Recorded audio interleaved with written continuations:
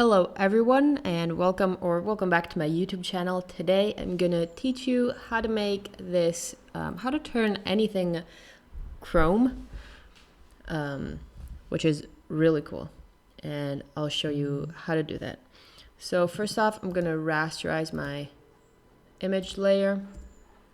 I'll delete my background because I don't need that for now. We have to make sure that our subject is separated from our background. So we can select this by hand with the pen tool, or we can just select and subject and let Photoshop do its magic, right? I'm gonna press Command J to put my little fruit onto a new layer, right? Pretty cool. Now we're gonna do the same thing here. I'm gonna select subject. I'm gonna remove this. I'm gonna press M on my keyboard or grab the rectangular marquee tool. And I'll basically select the empty parts of our strawberry left out, right?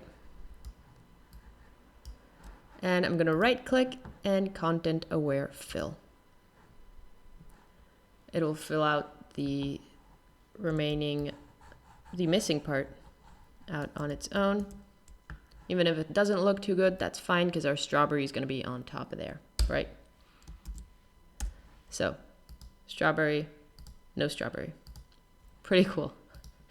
Right, so first off, let's make a duplicate. You can make that by pressing Command plus J, and you get that copy. Go to the Adjustments tab, and we're going to add a black and white adjustment.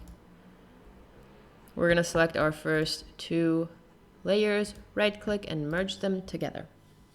Okay. Now what we're going to do is go to Filter, Camera Raw Filter. We need to reduce the detail on this a little bit, so let's reduce the texture to the max. It's underneath the basics, and then we're going to go to detail and noise reduction. We're going to bring that to the max, so we're going to get a smoother option, final result. Now let's go. We're going to hold down Command and click on the thumbnail on the icon of this layer. This will create a selection of it, and we're going to add a layer mask to it by clicking right over here. Now click on your thumbnail, go to Image, Apply Image. Now I like to change this to something like difference, and I'm gonna check the invert box, and look at that. We're already starting to get a chrome effect. Press OK, and now we're gonna repeat the same process. So Image, Apply Image. The options should have stayed the same, and press OK. And that's basically it.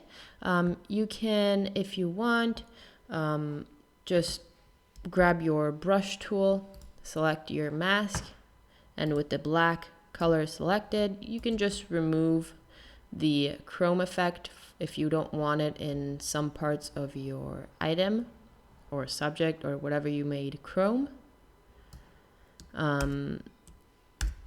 Otherwise, another cool thing you can do is if you click here, you can then add a gradient map effect.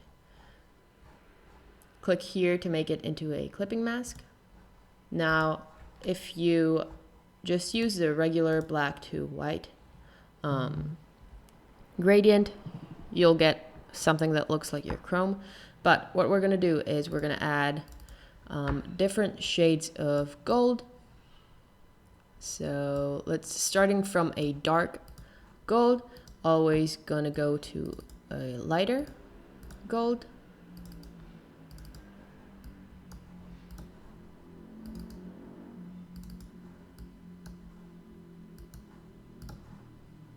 Kind of like this. And that's how you get the gold version of this. effect. But you can do this on literally anything. I did it on people, hats, any type of object, any animal, and it'll just look like a golden statue. Now, to make it, I don't know, a little different, I'm just gonna add a solid color as a background. Let's select whatever color. We can then just group this, duplicate it, and merge the top one. We're gonna keep this as a reference. And we can just make patterns with this golden strawberry. So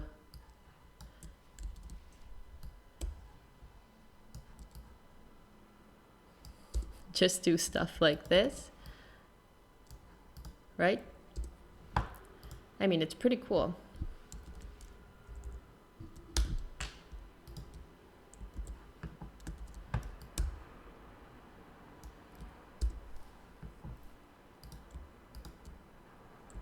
Just keep duplicating this, and then I'll flip it the other way.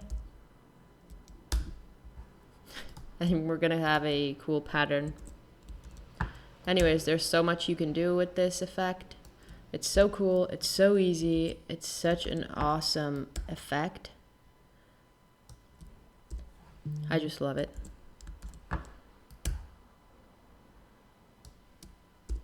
And there you go. Ta-da. Pretty cool, huh? Look at this. It's awesome.